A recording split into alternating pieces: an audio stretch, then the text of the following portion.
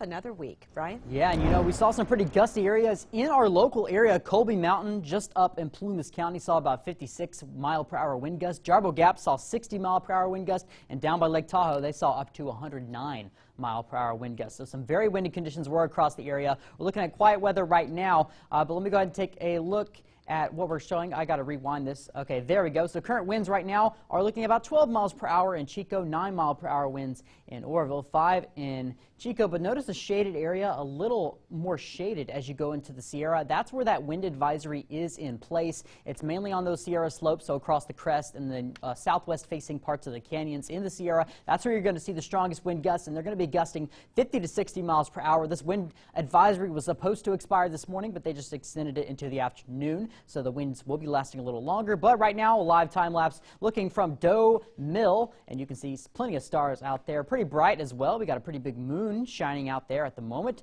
But let's go ahead and take a look at what we are seeing as far as temperatures are concerned. 53 in Redding, so pretty warm up there.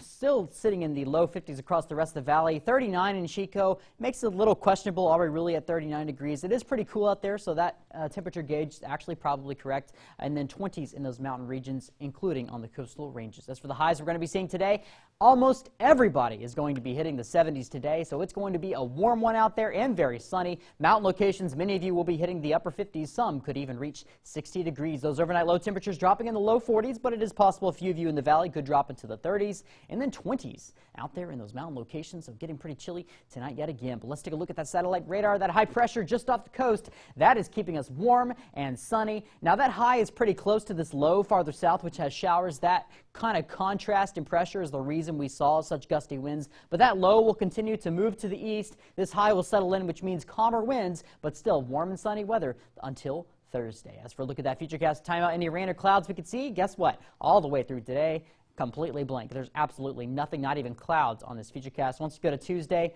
again, absolutely nothing all day on Tuesday. Once we go to Wednesday morning, maybe a few clouds in the mountains, but that's going to be about it for the next few days. Now, today is also Oatmeal Monday, so wake up, everybody, make that oatmeal, eat that delicious oatmeal. I don't really care for oatmeal, but I know my parents love it. So if you want to go out there, eat some oatmeal in the morning. It's going to be cool, so maybe have it be a little warm. But once we go into the highs today, could be warming into the 70s again. And notice those sky icons staying sunny all day long. 9 o'clock already in the 50s, and 8 o'clock at night will still be in the 50s. As for a look at the 7-day forecast in Chico, high of 70 degrees for today, warming 71 on Tuesday. Breezy this morning, but winds come down in the afternoon. We drop back into the 60s on Wednesday in Chico.